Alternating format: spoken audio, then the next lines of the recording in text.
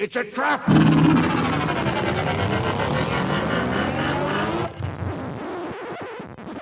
Oh, I'm sorry. Did I break your concentration?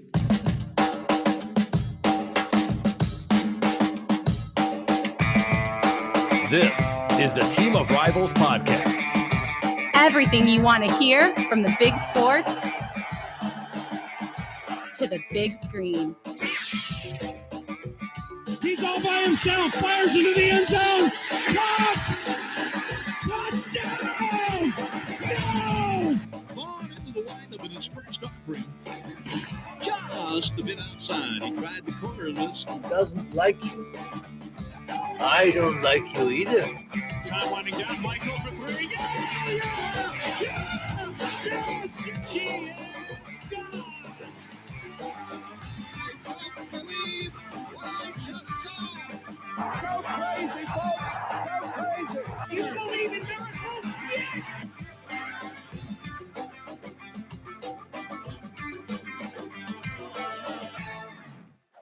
You may fire when ready. What?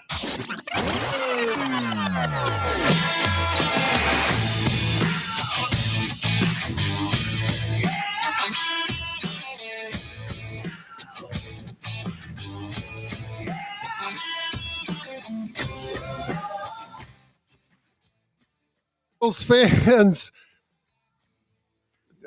off to a rocking start there. It's Tuesday, March 25th. This is the Team of Rivals podcast. Proud new members of the Radcast Network. We were going to do a big rollout tonight, and then Ron is on the road and couldn't join us, which will lead us into the kind of unfamiliar face that you'll see in a moment. But before we get there, follow us on social media, Team of Rivals Pod. And for those of you who prefer to watch the show, like right now, we also live stream on X, YouTube, Facebook, and Rumble. So hit the like and subscribe buttons and be sure notifications are on, so you know anytime we post new content. Joining me for this week's show, permanent guest host, Elliott Dewey. Next week, he may be the only constant from week to week. We're glad he's here, as always. And pinch hitting for Ron this week, good friend of ours, still a Cardinals fan, but, can't have everything. But Derek King, the lead of the Derek King Sports Show, here to talk St. Louis baseball and maybe some other stuff, but good to have you on pinch hitting for Ron. How you doing? I mean, baseball starts, what is it, tomorrow, day after tomorrow? Officially, how you guys feeling down there in the Arch City? Here's the thing, and I feel that I speak for most fans when in this market, when it comes to the product coming out of St. Louis at the current point in time, it just feels like here we go again. Wash, rinse, repeat. It's the same old story, different day. Let's just set up the press conference. Let's go ahead and talk about the low-hanging fruit. Let's go ahead and talk about the dumpster diving, the bargain bin cleaning of the Mozeliak era coming to an end. Now heading into the Heim Bloom era. What's that going to look like? Hell if I know. I have no idea what that's going to look like. But I can tell you that it's been I'm always excited for baseball. Don't get me wrong. I've diehard baseball fan my whole life. And I just get the feeling that this year is so much different because it feels almost apathetic in this market.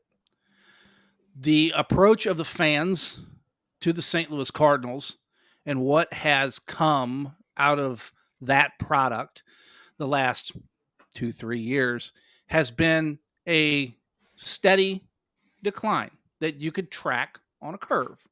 It's simple things that we all did in college. It's simple things that most kids do in school today, and just do simple graphing and you could see the trend, and the trend is not heading up. It is heading down at a catastrophically fast rate. So I'm excited for the season to start. I'm excited for a fresh opportunity, but I don't see a lot coming out of the St. Louis Cardinals this year, unfortunately. It sounds a lot like Ernest Hemingway's favorite quote. Like Cardinals fans fell out of love with their team gradually, and then all of a sudden, yeah. Yeah, it almost kind of sounds somewhat sad. I mean, It does. Almost. They were the Almost best to a fans in point. baseball. What happened? Well, here's the thing. We love our team. We love our players. It's just not when we feel as a fan that the ownership and management do not feel the same way about the product that we do, that we bleed this color. We bleed red and white. We have lived and died by the side of this team every single season, every single decade, win, lose, or draw, no matter what the situation has been. But we have gotten to this point now because of the bean counting, because of the analytics, because they have ran everybody and anybody, I should say, grammar, whatever, that they've run them out of baseball. We don't have time for you anymore. We don't have time for the Jim Edmonds, a guy who smoked 40 home runs a season and, hit above 275 average and was consistently on base and had an amazing OBP and was stellar in the outfield and one of probably the best defenders in center field in that era, frankly. And for them to be able to do him the way that they did him and the way that they have treated other past legends, they have kind of gone into somewhat of damage control as of late. I just saw a post from the organization the other day about Vince Coleman. And we all know Vince. Vince is one of my favorite players. I mean, he got rolled up in a tarp one time, but we don't need to talk about that. But the reality is that they're already starting to kind of do the nostalgia tour already. Hey, let's bring this guy back that you really are fond of from the 1980s Cardinals teams that are really fantastic. Yes, I love that player. Yes, I love Vince Coleman. Yes, I love Ozzie Smith. But I also like winning. And I also like the George Kistle mentality of baseball, which is you play baseball, a hard 9, you go out there, you give it your absolute best, and you play fundamental baseball. That was the way of thinking for many, many years until the last few, where it has been more about launch angles, analytics, numbers, and percentages than it has been about fundamental baseball.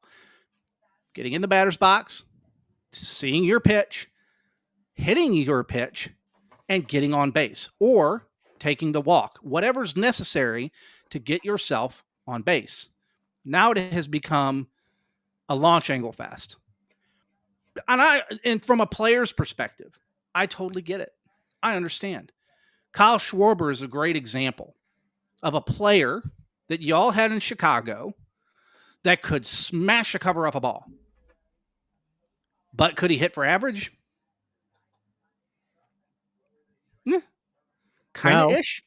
Kind of now-ish, yeah. Now-ish, because he's changed his fundamentals. Yeah. He's gotten older.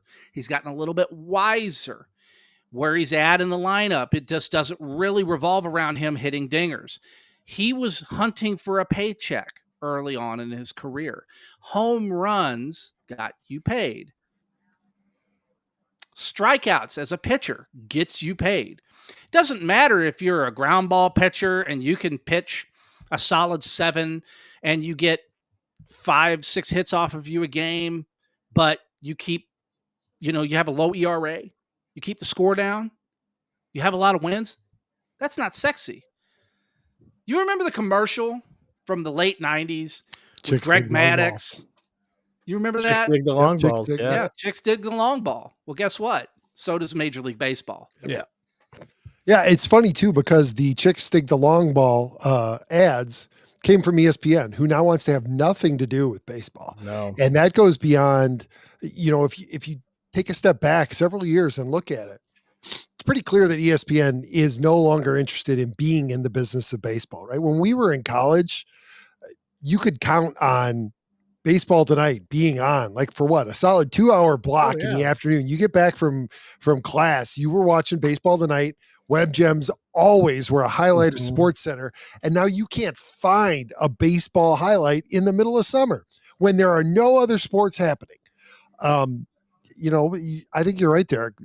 Major League Baseball sold its soul to the strikeout and the home run, and the devil has come to take his due, and it's not paying off well.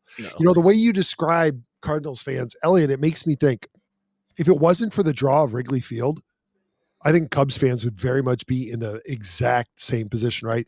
Bean counters, slavery to analytics, no longer connecting to the fans. I mean, We were really kind of close like to that last year, but the 2 years before that, I felt like we were 100% like that. We didn't feel like ownership really wanted to put a good product out on the field. It was just you had some mid-tier names, but that was about it. You didn't have anybody that was bringing that draw to the field.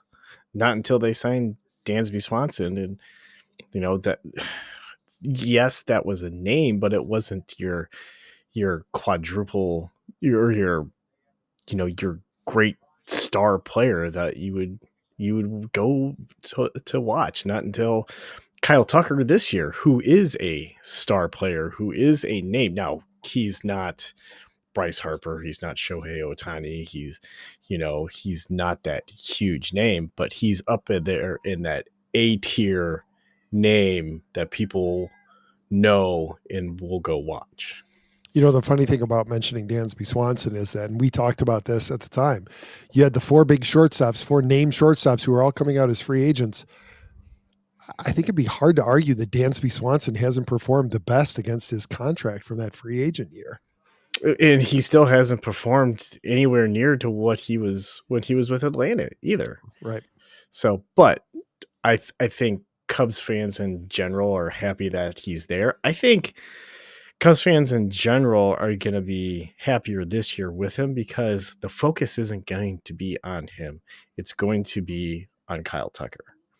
And then it's also going to be on Matt Shaw, and a lot of attention is going to be on PCA because that kid is reminding me a lot of when Javi Baez was starting to make a name for himself, causing the ruckus out on the field, on the base paths, making teams be hyper aware of what he's doing and causing them to have errors by either overthrowing or trying to catch him on the base paths. So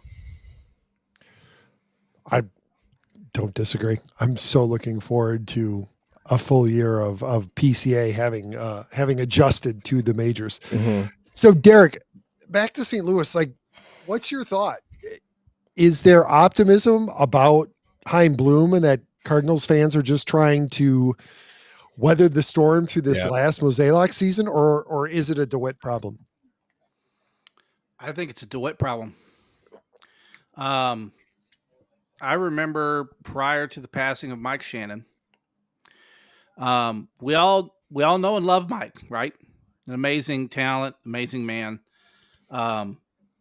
Sometimes a little bit more colorful than you needed him to be. But he was a great person, know the whole family, know his daughter very well. And, he had made a statement, and I don't know if it was taken out of context or anything at the time, but he basically had kind of said during a broadcast that the rumor has it that basically the DeWitts are shopping the team, and that they're kind of not really necessarily on the block for sale, but in the right circles, there's definitely conversations there. That has now started to pick up steam. This is something in St. Louis that is a albatross, Fans hate it.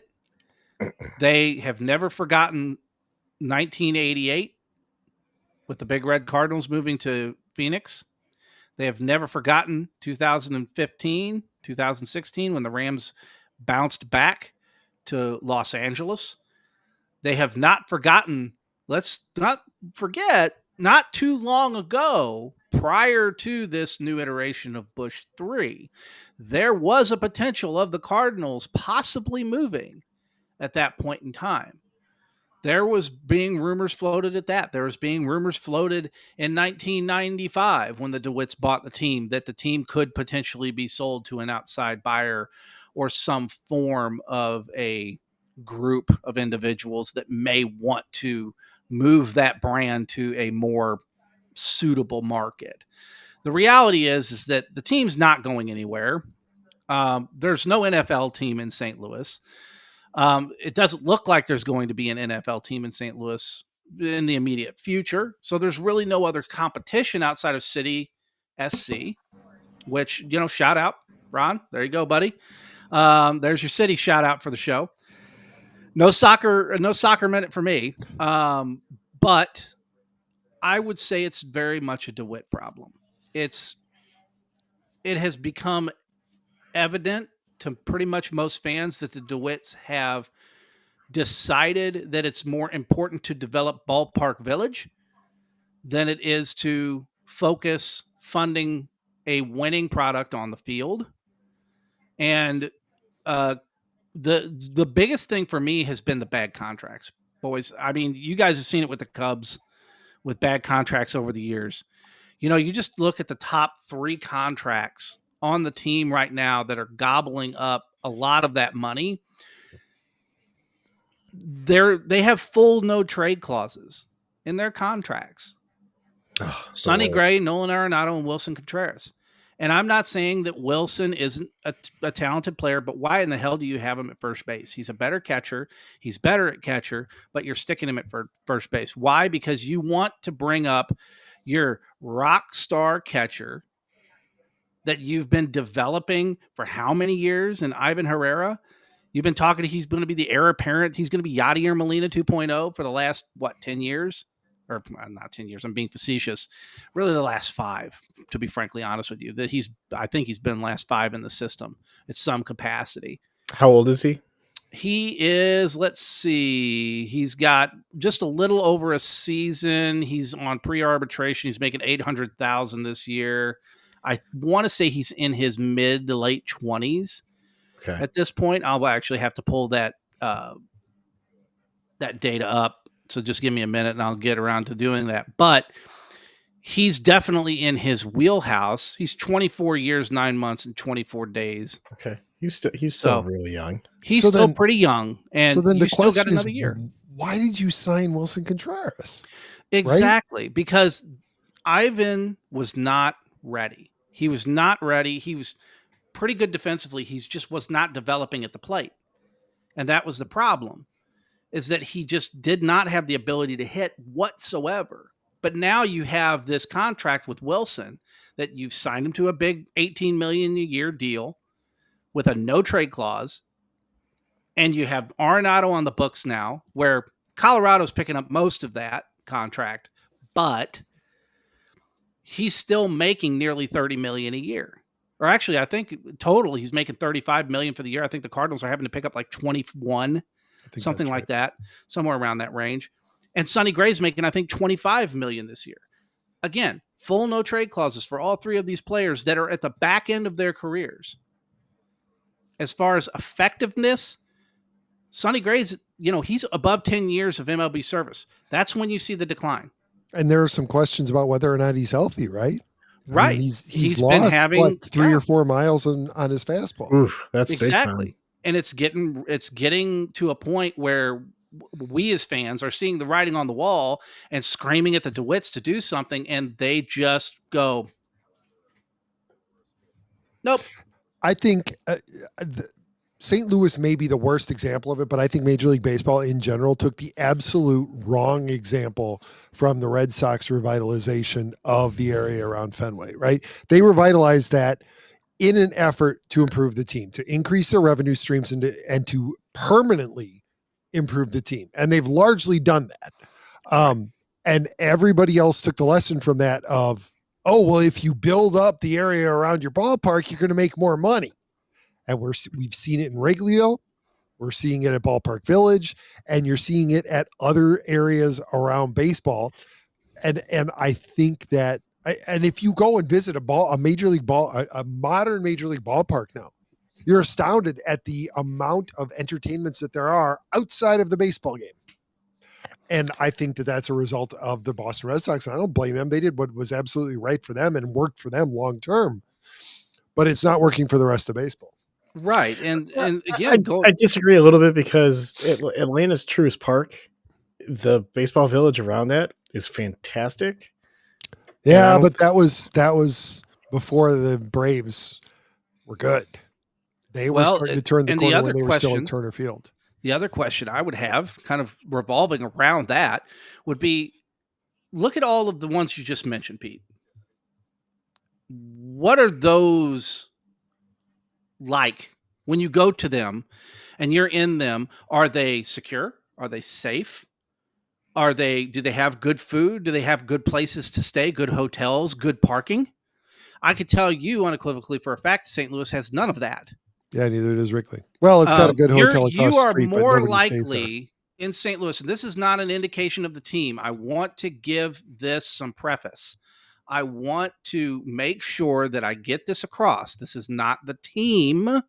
This is not the ownership. This is the city of St. Louis and a city of St. Louis problem. Crime is absolutely outrageous. It is dangerous in downtown St. Louis. You cannot go around there without being on constant guard, whether you're not going to be wrapped up, getting hit by a car, walking across the street, which people have been killed. People have lost limbs. People have been, put in vegetative states because of drunk drivers, because of people who shouldn't have licenses that are driving up and down the roads and being unsafe. That's one thing. The other thing is robberies, shootings, all sorts of stuff. It's a dangerous area, and that the Cardinals organization can throw however tens of millions of dollars into infrastructure that they want. If they can't make the area safe and secure where I feel safe bringing my children to watch a ball game, and I refuse to take my kids, I have refused for the last 5 years to attend a Cardinals game. Why? Because it is so unsafe.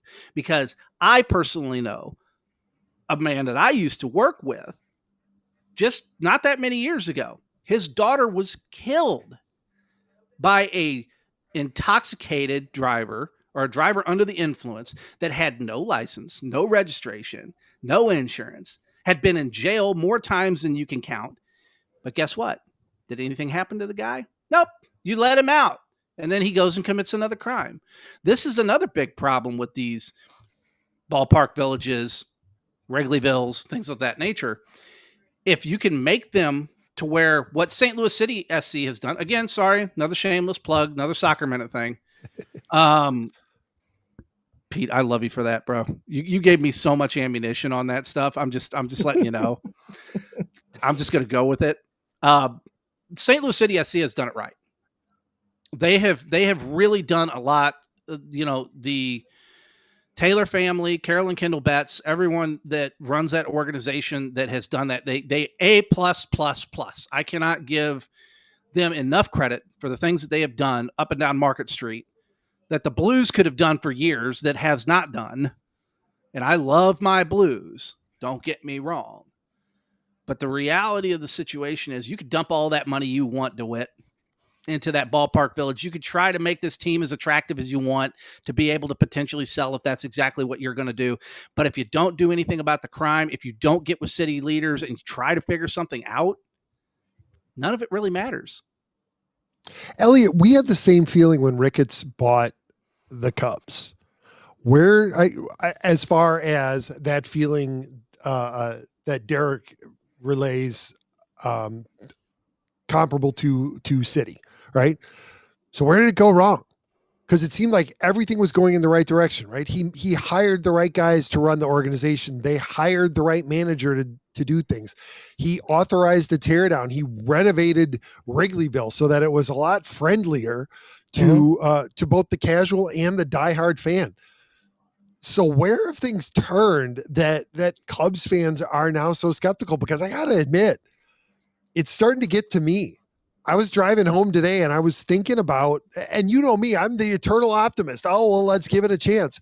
I was driving home today and I was like, damn, if Cam Smith hits really well and Kyle Tucker leaves, I'm going to be really pissed.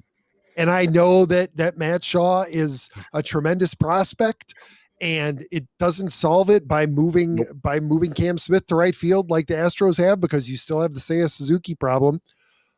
If he goes off and Kyle Tucker walks, I'm going to be pissed. So where did things go wrong all of a sudden? Because it feels like it was all of a sudden, like everything was trending in the right direction and then it just went away. You gave Ian Happ a no trade clause. Oh, you just had to throw that one right in my wheelhouse, didn't you? Teeing it up for you, buddy. Teeing it up. Think about it, because that's the one move that everybody wishes that the Cubs could have made, which would have solved some of those problems, where you can maybe move Cam Smith into left field. You can maybe move, Matt Shaw into left field. You had a lot more roster manipulation if you could have moved him, because you could have gotten either an almost baseball ready prospect from somebody, because you can't argue with the Gold Gloves. You can't argue with the fact that he still does put up 20 to 25 home runs a season. I mean, is it during mostly garbage time and against the Reds? Yes, but he's still and the Pirates, but he still puts up those numbers. So it's the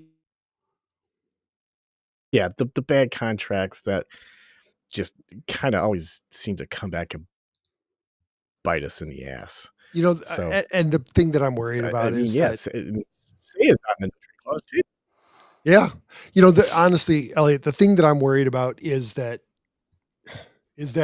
this is Hoyer's last year, and that Ricketts, I don't know. Well, Hoyer had to make a trade. He had to do something. Yeah, I know. But you can't.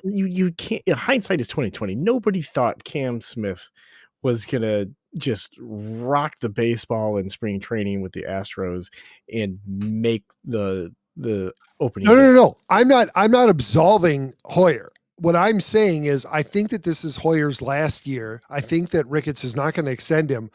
And so where does that leave us in the future? Right? You're going to have a lineup that needs to be rebuilt. It's a great question. Tom Ricketts going to authorize the correct? Is he going to pull a Kevin Warren and a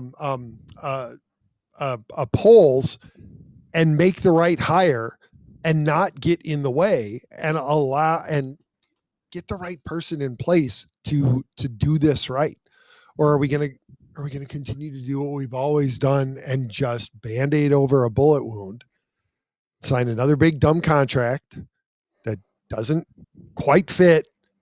And, it's Alfonso Soriano all over again, where he's putting up a lot of numbers, but it's not actually doing anything to improve the team.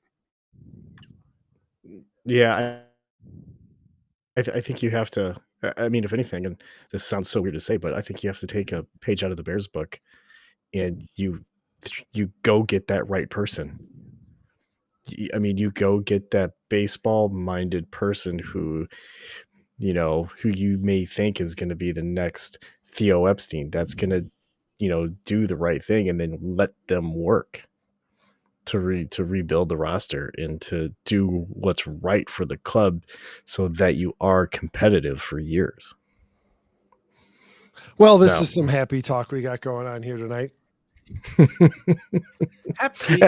And I'm almost thinking you go get what's her name that was with the Marlins? Kim.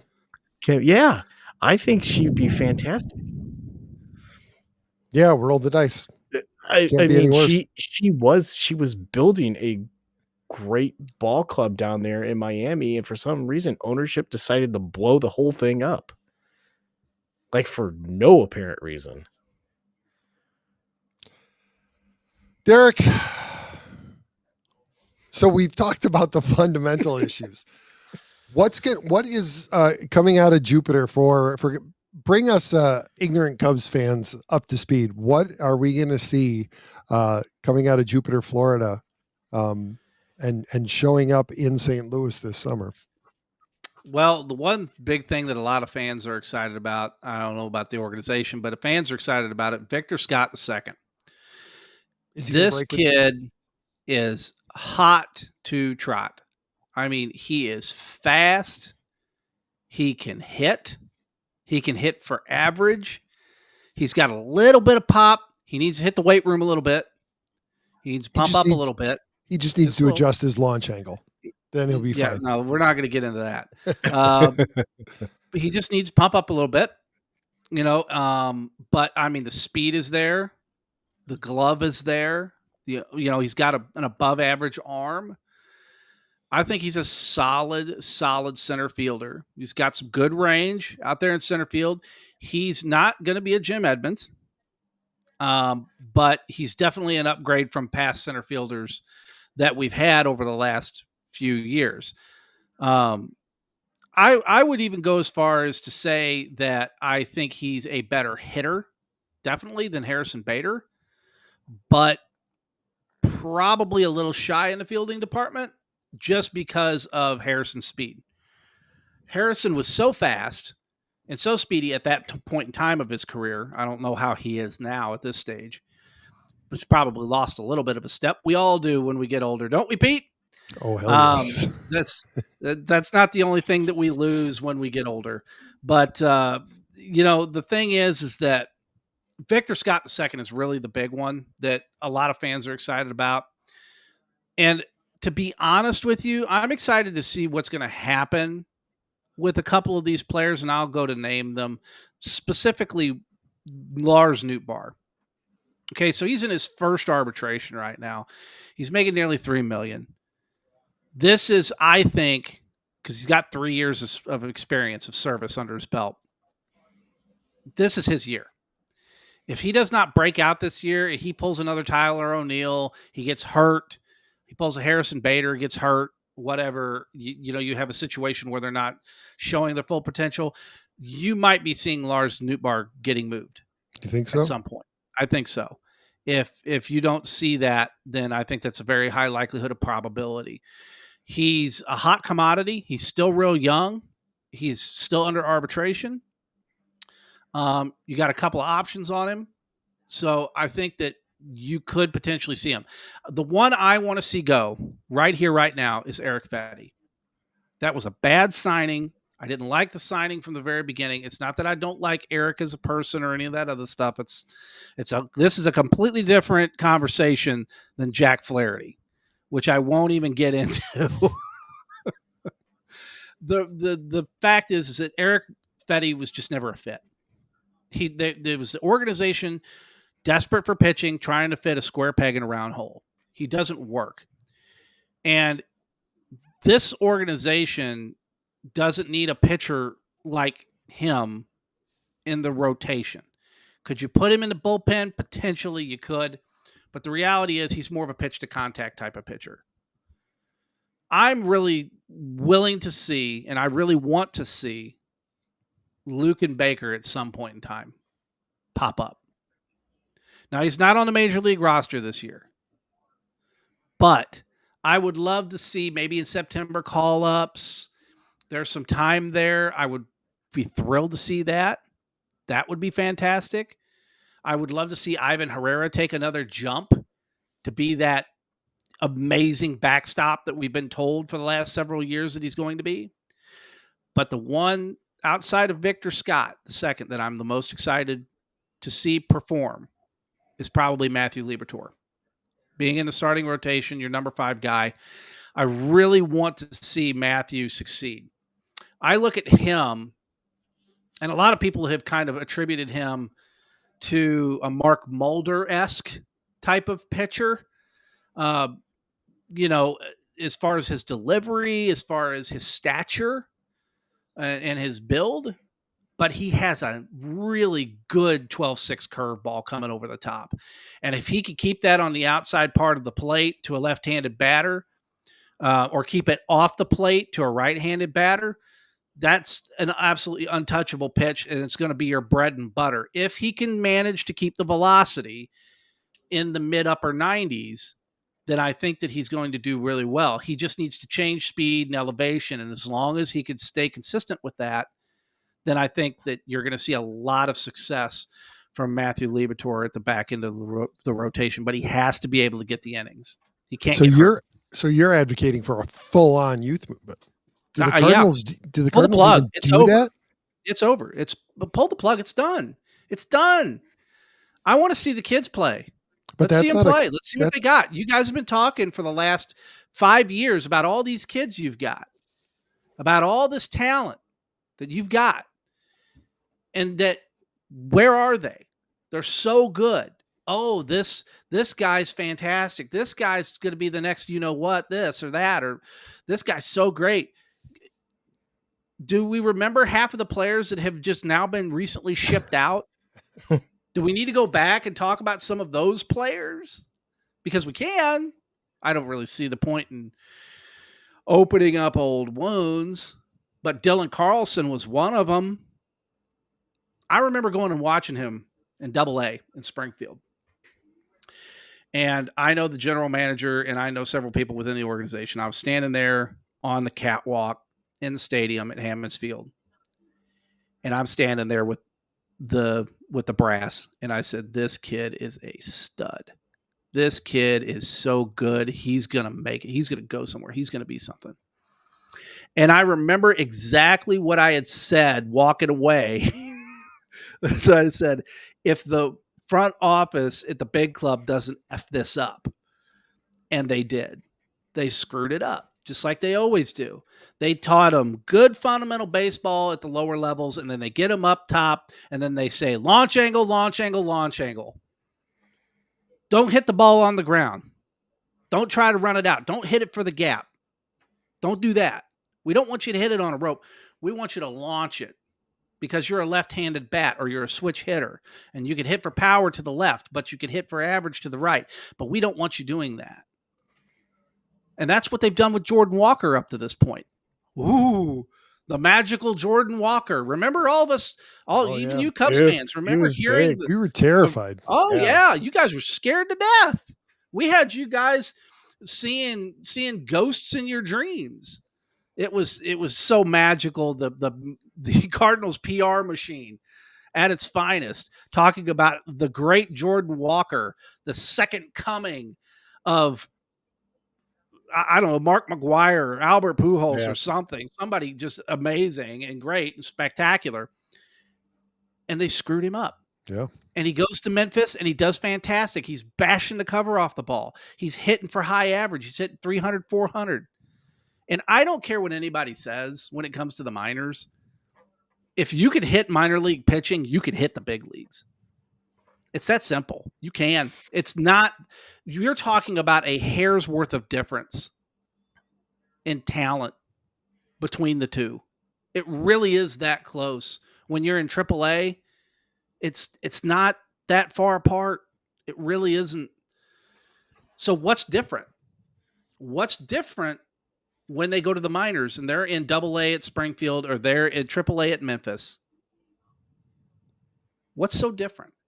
Why is it that we're seeing, even in the Cubs organizations, you guys have talent in the system that does spectacular Double-A, AAA?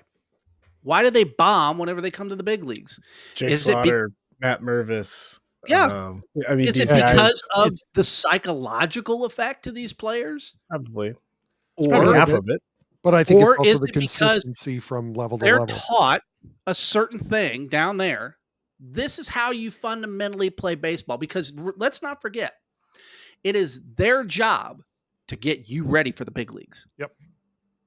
And they got you ready. They got you ready. And then you get up to the big club and then, all those their statisticians and everybody else that's pushing pencils in the FO is going, oh no, you can't do that. You can't do that. You can't hit like that. You can't do this. You got to do this. So maybe that's the difference between the Dodgers and the Rays and the Braves and the Astros, right? I bet that there is a consistency of message across all levels, right? From the DSL all the way up to Major League Baseball, you're hearing the same message. And so there's no difference when you finally get called up. Right. And that's the Heim Bloom philosophy right now at this point. And I know that there's a lot of people theorizing that the thought within the organization is, okay, this is a complete unplug.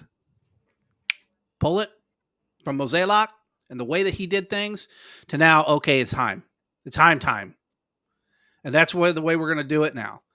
And now he's going to be taking over everything from the minors all the way up. So where there's this fundamental, consistent mindset from the very, very bottom at single A all the way through double A into triple A and into the majors. It's going to be consistent learning how to hit, consistently learning how to pitch, and it's going to be the same philosophy from the top to the bottom. I cannot stress enough. We had the greatest baseball mind in the late, great George Kissel.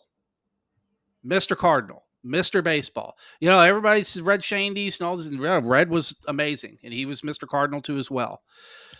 But George Kissel was Mr. Minor League. He was Mr. Cardinal. He's the one that wrote the book on what it meant to be a Cardinal.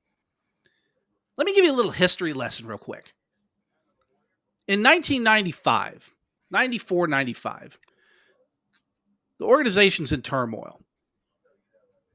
Anheuser-Busch is getting out of owning the team. They're looking to sell. The DeWitts are coming in. They're going to buy. We're at the back end of the strike. During that entire time frame and time period, they reevaluated and said, we don't have anybody coming to the ballpark anymore. Nobody wants to watch the product. They're bored. They're tired of it. They're angry because of a lot of different things. How are we going to get people back into the game? What was it that we have to do? Well, what did the Cardinals do? They sold the organization to the DeWitts. The DeWitts took it over. At that point, they decided, hey, you know what? Let's go out and hire the best manager we can get. Enter Tony La Russa. Tony La Russa comes in, completely reorganizes the team, does all the stuff, and everybody thinks it's fantastic, right? Tony. It's Tony time. I was a great, big Oakland Athletics fan in the 80s. Batch Brothers, right? All of the greatness that was in that Alameda County that was coming out of there at that time in the 80s. It was something special. It really was. Here comes Tony. But guess who else came? None other than Walt Jocketty. Well, what did Walt Jocketty do? Walt Jocketty was the farm director for the Oakland Athletics for years. He worked his way through the entire system. He knew the fundamentals of baseball. He knew how to train guys. He knew how to bring guys up. He knew what to do, when to do. He understood it at every level. It was a different mindset. Tony, the same way. Ball player. Not a great ball player, not even a good ball player, but a ball player nonetheless. He learned the fundamentals of the game, how to coach, how to manage. Been to World Series, won a World Series, had success. He brought Dave Duncan with him, former catcher, pitcher whisperer, could do things with pitchers that most people couldn't. So was it really the Cardinal way, or was it the Athletics way? Because that was Jocketty, that was La Russa, that was Duncan. That was all of those guys that came in and brought their philosophy to St. Louis Cardinal baseball. And it was fundamentally different than everything that we had seen in the 80s during the Whitey Ball era. So, you have to ask yourself the question, was it really the Cardinal way? That remains to be seen. It'll be interesting to see what the next chapter holds. If they make a big shift like that, or if they continue to stumble along. I think that because of where Heim came from, I think you're going to see a fundamental change. I think it has to. Yeah. I don't think they you have a choice. Yeah, Yeah. exactly. Elliott hit it right on the head. Boom. There you go. There's your headline. You have no other choice. It doesn't matter anymore. I remember when they brought McGuire in, I thought I was just going to die, just roll over and just croak. I was like, that's it. It's over. I've had it. I've lived my life. The Cardinals got McGuire. This is it. And I remember that time frame, again, declining attendance.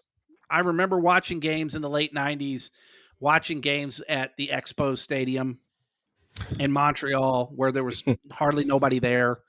During the last few years of the Tampa Bay Rays being in Tampa, Tropicana Field has kind of felt the same way to a certain extent. I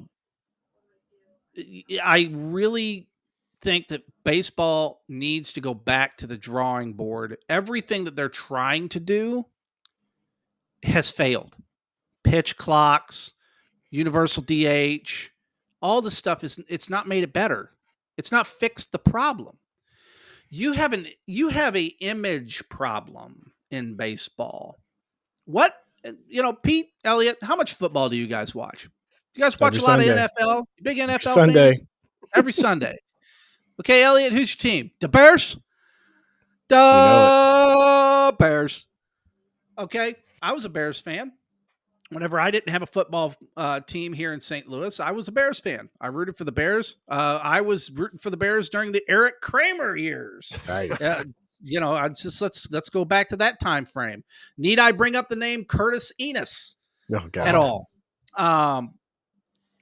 But what does football do that baseball does not do? What can you sit there and say about the NFL that you can't say about Major League Baseball? Accessibility. Okay, that's fair. The biggest thing about the difference between the NFL and Major League Baseball is what you get with the NFL. Yeah. You don't have any clue what you're going to get with baseball. What made baseball special was that it was different. And you needed to hone in on that and utilize that to your advantage. And say, this is why we're different. This is why we're special. Instead, what did you do? You invented pitch clocks. You invented, different, universal DHs and all the other things that I just already previously mentioned. I don't need to go down the rule book of all the dumb things that Major League Baseball has changed over the last few years. MLB needs to get back to doing what they're good at. That's it. That's all it is. The NFL does it. Why can't Major League Baseball do it? Well, I think that would require, in my opinion, Major League Baseball going back to a model that they don't want to touch, and that's making their product rare again. Right? When we were growing up, with the exception of the Braves and the Cubs, you were lucky if you got to see your team on TV a couple times a week. But now you can see all 106, assuming that you're not Ron and you don't live in, 5 different blackout areas. You get to see your team play 162 games a year. Well, and that's different now. And there's oversaturation. And then you layer onto that the over-reliance on analytics and the failure to allow storytelling, right? And this is the thing, Derek, I know you'll agree with this. The magic is gone. Yeah, the magic is gone because RBIs are bad, wins are bad, moving the runner over, hit and runs, stolen bases, those are bad. Even though they tell a story, they're not sexy. They're not statistics. You can't put your finger on them, but they tell a story. And there's no point in telling a story when you have a game every day, right? You remember, and you mentioned honing in. You have to hone in when you're listening to a baseball game on the radio. You don't have to hone in when it's on TV because you could do, and I admit I do this all the time. I turn the game on. I do whatever I need to do around. And then when Boog Sciambi's voice raises, well, then I'll turn my attention to the TV to catch the replay. but I'm not paying attention 100% of the time. But when I'm in the car, when I'm sitting out on the balcony and I'm listening to Pat Hughes call the game, I am locked in. There is nothing else that's stealing my attention because I have to, because if I miss something, I've missed it and it's not coming back to me. I can't catch the replay. No. But you're not going to make billions of dollars on radio. Right. And the thing is, you remember during the 90s, the 80s and the 90s, how many baseball movies were there made? Oh my God. A lot. You know, one of my favorites of all time, and everybody's going to sit there and they say, well, what's your favorite baseball movie? Right? You know, most people are going to say, well, The Natural, Robert Redford. No. Most people are going to say Bull Durham with Kevin Costner. Most people are going to say Field of Dreams with Kevin Costner. You're going to say Major League. Some people are going to say Just a Bit Outside. Major League. Some people are going to say that. I am going to say Rookie of the Year. Really? I'm going to say Rookie of the Year. You're a big Henry Rowengartner fan, huh? Bumgardner, Gardenhoser. What was the other names he called him? I can't remember all the silly, crazy names he called him. But the directorial debut of Daniel Stern in that movie. And that told a story of a young kid in love with the game and so in love with it that develops a freak injury to then be able to actually pitch in the major leagues, to be signed by the Cubs and come on and pitch. But that wasn't the whole story. It was actually a full circle story of one career starting, another career winding down. And Gary Busey in that movie, and I always remember it. I just remember he's gonna go pull him out, right? He's gonna go pull him out of the game. And he just looks at him and he goes, one more. And that's all he tells him. Just one more. Yep. The Rocket. That was his name. The Rocket. Yeah. Man, I love that movie. And that's what's missing from baseball. It's that love. It's that magical feeling that we used to have for something that we grew up with that is no longer there anymore because they've stolen it from us. They took it away from us because of the analytics and because of the launch angles, because of all of the nonsense. Give me the magic back. Make me fall in love with the game again. Make me want to trade junk wax baseball cards. My friends in the schoolyard out by the bleachers. That's what I want. Well, I think we've got something that'll make you fall in love, even though it's neither of our organizations. And this is one obviously that hurts Elliott and I a lot today, but I think there were several sources that confirmed today that Cam Smith is going to break camp with the Astros, breaking the hearts of all Cubs fans. We had alluded to it earlier, but video has been released from the locker room when Joe Espada let Cam know that he had made the Major League squad. So we're going to go ahead. We're going to run this, and I think this just might be the last thing that we do tonight. So here we go. Hello? Are you here? Okay.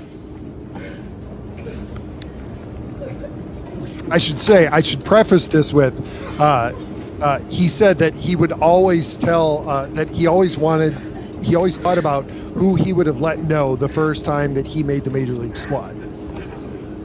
So he arranged it that Cam Smith's parents showed up, and that's how he found out that he was making a team.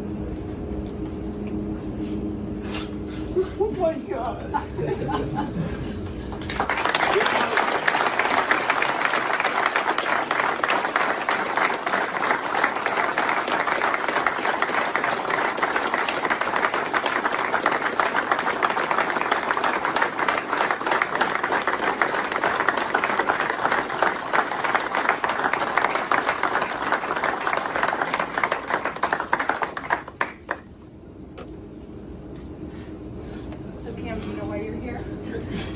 They made the roster.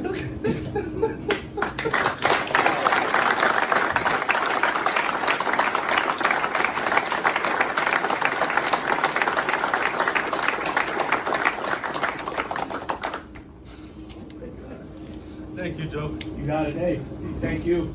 Thank you to these guys right here, man. We're believing in you, bro. You're part of this. Thank you. Did you expect this? Now you're close. Congratulations. Thank you. That's right. Let's get to it. All right. Baseball needs more of that. Hits you right in the feels, don't it? Yep.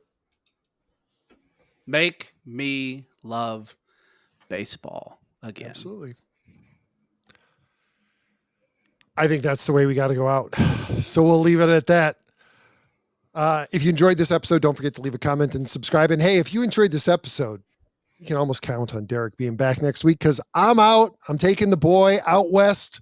We're riding the Zephyr. We're catching the Cubs, playing the A's in Sacramento. If he listened to the podcast, the surprise would be ruined, but I know he doesn't. So I will check in with you guys in 2 weeks, but I know Elliott and Ron will be here, and I have a feeling that Ron's going to extend the invite again, Derek, and you can weigh in on the Soccer Minute. If you want to help spread the word, please give us a 5-star review and tell your friends to do the same. We're available on Apple Podcasts, Spotify, and wherever else you listen to podcasts. And obviously, we also regularly live stream on X, Rumble, Facebook, and YouTube. And, it'd be wrong if we didn't go ahead and shout you out. So, Derek, where can people find you? At Derek King Sports on X, and always on Gateway Sports, gatewaysports.com, or .net, I should say. We changed the .com. We're not even a .com anymore. That's how special we are. So, just go over there, check out all the great articles, check all the great stuff. Make sure you go over to the Facebook page, give it a like, and make sure that you follow and do all of that good stuff because, we love our sports. And thank you guys for having me on. I appreciate the time. And I'm always excited to come on anytime and help you guys out. Jib jab about baseball. Yeah. Love it. Love it. Appreciate your time, Derek. And glad to see Gateway City's back.